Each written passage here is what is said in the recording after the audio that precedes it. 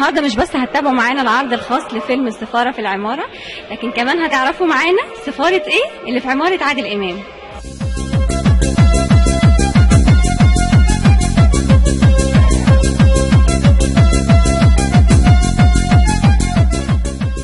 عايزين نعرف علاقتك بعيلة إمام. أنا مدام عصام إمام، المنتج بتاع السفارة في العمارة وأعمال كتيرة الأستاذ عادل إمام، وأنا يعني المشجعة الأولى والناقدة الأولى بالنسبة له. شفت الفيلم؟ طبعا. تعليقك عليه؟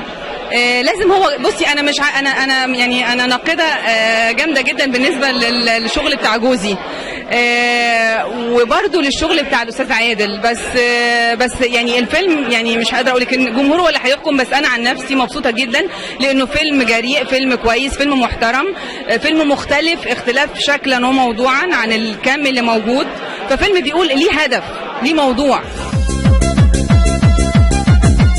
والله مش عارف اقول حاجه لسه، انا في امتحان ومستني النتيجه كمان ساعتين، بعد ما الناس تتفرج هعرف النتيجه، هعرف انا نجحت والتقدير ايه والاخبار ايه.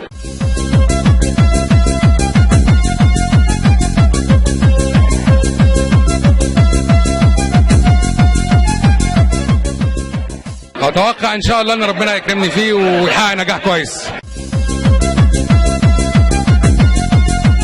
في أفيش الفيلم بيحمل علامة النصر من فنان عادل إمام، هل ده على اللي بيهاجموه ولا هو على شباك الإيرادات للسنوات اللي فاتت؟ لا ده جزء من الفيلم ومشهد من الفيلم، لما بطل الفيلم تصور ان هو زعيم وطني وابتدى يقلد زعماء، لكن هو ده جزء من الفيلم ومش مقصود بيه اي موقف فني يعني خالص.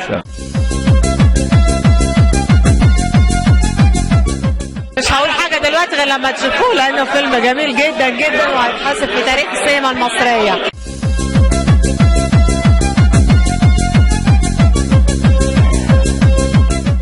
النهارده فيلم طبعا متميز جدا للفنان عادل إمام، هو زعيم السينما المصرية، فاحنا كلنا لازم نبقى حريصين ان احنا نكون متواجدين معاه ونشد على أزره ونبارك له ونبارك لبقية أفراد هذا الفيلم اللي هو عمل عظيم وعمل مهم جدا.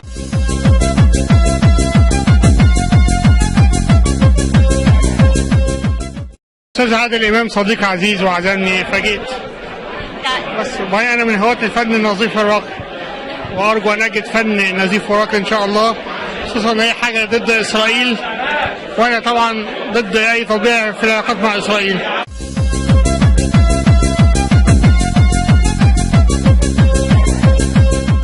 بقول له ألف مبروك وإحنا جايين نتمتع النهارده.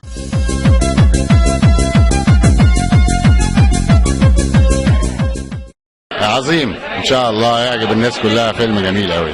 حضرتك عملت افلام كتيره، شايف الفيلم ده يختلف عنهم من ناحيه ايه؟ فيلم حلو جدا، كل عناصر النجاح موجوده فيه، الاخراج والديكور والتصوير والتمثيل، كل الناس مثلت هايل.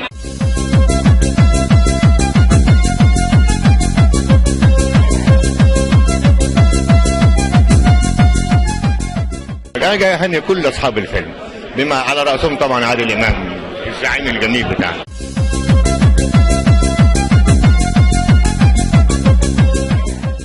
أنا مبسوط جدا إن أنا النهارده جاي أتفرج على الفيلم الكبير والنجم الكبير وأستاذي الأستاذ عادل إمام، وأنا جاي أفرح زيكم معاه.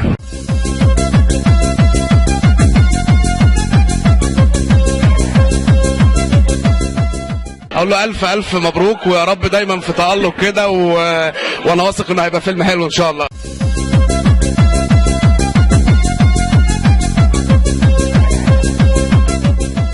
بحبه.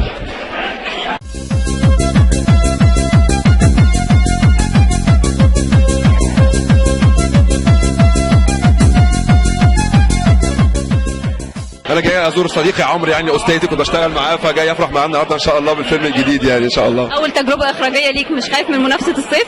لا خالص، يعني انا بجد نفسي كل الافلام تبقى كويسه، ان احنا كلنا اصدقاء اصلا بره الشغل يعني، فيا رب كل الافلام تبقى كويسه على المستوى اللي الناس كلها تتفرج عليه وتنبسط، يعني انها نوعيات مختلفه، فيا رب يبقى افلام كويسه ان شاء الله. قول كلمه للفنان عادل امام.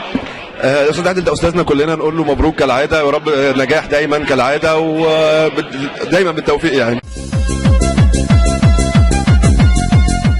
كلميني عن دورك في الفيلم. دوري خليه مفاجاه، انا عايزه الناس اما تشوف بقى تتكلم عن دوري، يعني مش هنحرقه كله بس تفاصيل. دوري حاجه جديده، انا اول مره اعمل سينما. اوكي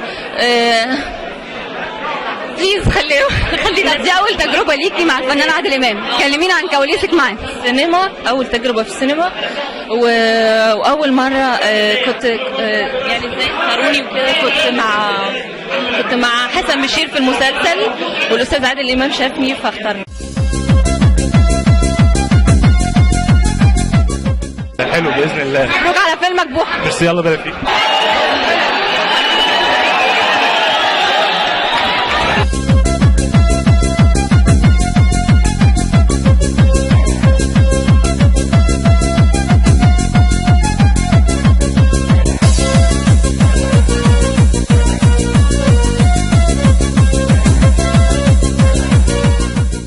نتمنى تكونوا استمتعتوا معانا النهارده بلقاءاتنا في فيلم السفاره في العماره لعادل امام.